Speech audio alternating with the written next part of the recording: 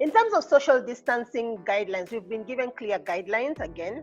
And one of the key things that you have seen is the patrons versus employees, whereby we are asked to maintain appropriate distance between restaurant employees and patrons. I've been to quite a number of restaurants recently since, curfew is extended and everything. And it's very interesting to see how food service is actually done, that staff are wearing masks, that patrons are not sitting on the bar area, but rather they are sitting on tables and things like that. In terms of sitting, there's actually distance in sitting layouts and including separating the tables. I'm very passionate about the issue of staff shifts. It's important to stagger shifts and rotate staff members so that there are not too many people on the floor at the same time in the establishment. In terms of the waiting areas, you've seen the designate spacious waiting areas, especially for collection areas of couriers, for the deliveries and also for the customers. And when it comes to delivery, we are using e-commerce much more. And my question to you today is your business at least remodeling itself?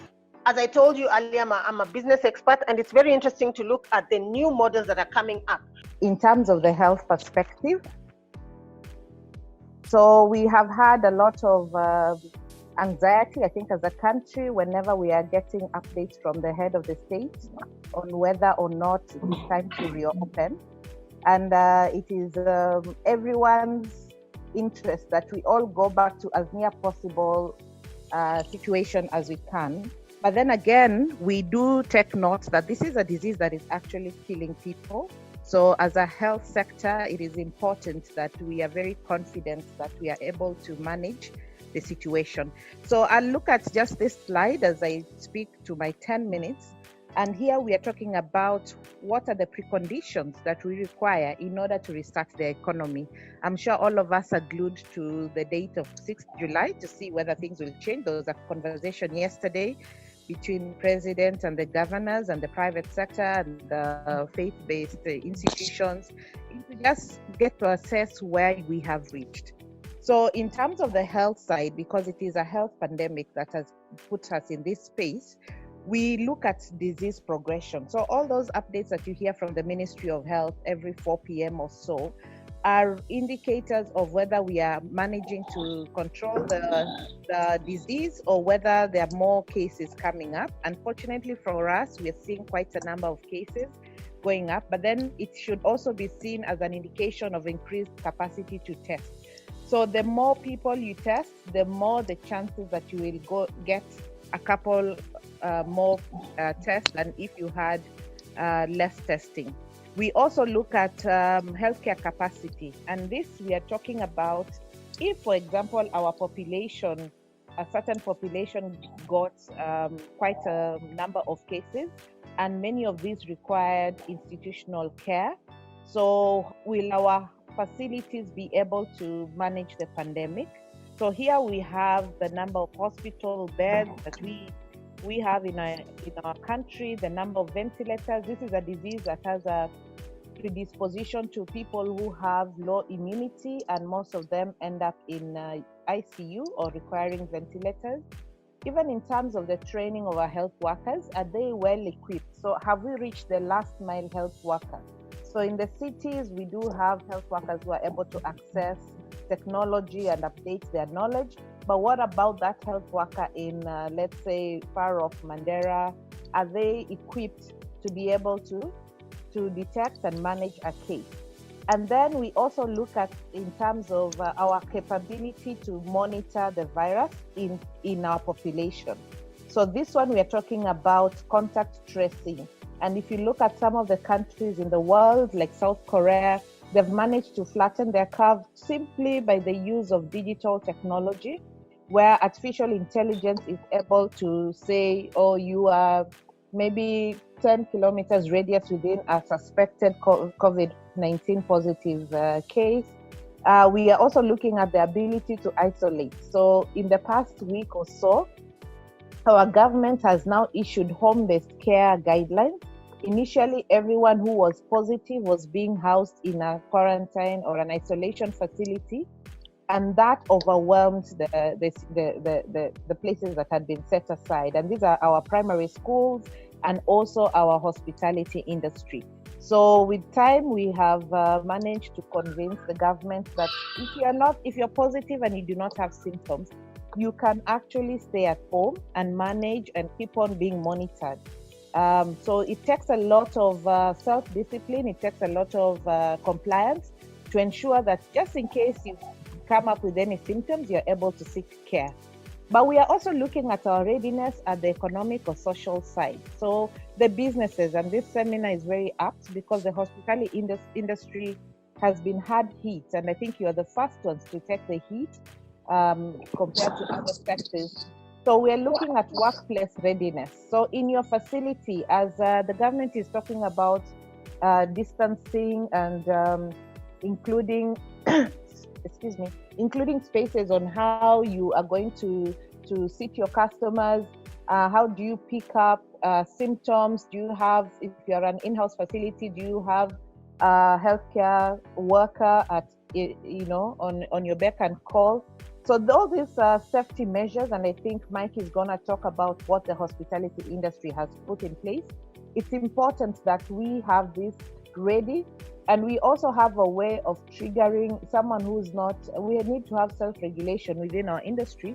So if you see one of your partners or stakeholders within the industry not complying, it means that it is putting everyone else at risk. Then, then we also look at the public health response. So this is a pandemic that requires a lot of behavior change. Who knew that it will come a day when we would not be hugging people randomly, would not be shaking hands? So we are now supposed to have a lot of hygiene awareness. Ideally, we should be practicing this every single day, whether or not we're in the pandemic situation. But also it requires a lot of patient and public education and empowerment. So if you tell the people in Kibera to practice hygiene, have we provided them with water and sanitation facilities or masks? I'll talk about the county perspective on the challenges and solutions on B&Bs and other small hospitality group.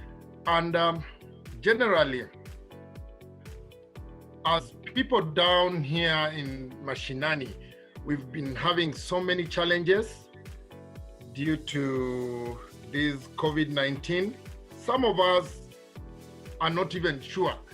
There've been rise in consumables, the daily consumables, which is normal food that we use in our hotels. We've had problems, like personally, I've had to cut down on staff because if people are not coming into the door, I'll not be able to pay them. So like from 1st of March, most of my customers are people who book online from abroad, and most of them just when the airspaces from all the other countries, international airspaces closed down, and I received all cancellations, all the rooms cancellations and stuff. So generally, we lost out on that. We've not had people coming through the door apart from one local person who's just stranded, doesn't want to be caught up in the curfew, decides to look for a place to sleep.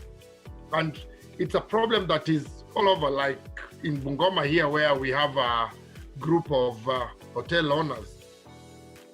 Everybody is complaining.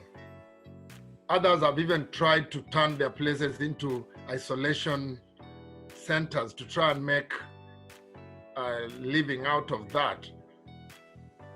Some of us have had to shut down completely because personally, I'm lucky because I own my premises. We have those who rent, and bills have to be paid, the rent has to be paid. The landlord doesn't want to know whether there's corona or not, and it has really brought people down. So most people have had to scale down their operations due to the rising costs, and there's irregular cash flows, so we can't even plan. And with that, it brings so much uncertainty of what the future holds? Now, the impact so far is that we have a total of 3.1 million jobs at stake. That's when you count all the total industry players. That is hotels, restaurants, pubs, airlines, travel agents, tour operators, and some of the support jobs that exist, like if you think about the glass boat provider at the coast or the Maasai village, the indirect jobs, we are counting at around 3.1 million so far. Now, the impact of that is that we have approximately 60 billion shillings that will be lost in salaries, and taking that out of the consumption, as those of you who are economists, if you take that out of the consumption cycle, then you can see the impact that it will have generally on the ground. It's very, very huge. The government gave us a bit of support here and there. They reduced VAT, they reduced pay as you earn, they reduced the cash reserve ratio of the central bank, and they also reduced the central bank rate, which made borrowing a bit easy. And most recently, then within the budget, there was a 3 billion announced for renovations and a 2 billion support package, which we are trying to determine what we'll do with that. Now, on the third point is what next? For us, we've been technically shut down from March, basically. So our people are not working, our businesses are not earning. So there's no cash flow. So we do need to reopen. We've looked at the trends of COVID-19. We know doctors are worried. We know everybody is worried. But we are also seeing a lot of other businesses going on. We are seeing markets open. We are seeing matatus continuing. Your typical boda rider is still working. Malls are open, but hotels are not. So we do need to reopen. And how do we do that? We've talked about reopening in a safe way. We developed very early as the hotel industry protocols for reopening, about 8-page document that went through all the areas, from the arrival to the front desk, to the kitchen, to the cleaning, to the housekeeping, everything. And we gave this to the Ministry of Health. But then the Cabinet Secretary of Tourism decided to put out full industry protocols. So we've been in discussions with the airports, the tour operators, travel agents, so that we can create a safe zone between when a guest arrives, whether it's at the airport or at the train station or by car. Then everybody through there has been tested, and they've looked at all these areas, temperature checks, cough, high fever. We're even recommending an application, a mobile app that can detect whether you have COVID symptoms. And we are confident that we are ready to reopen.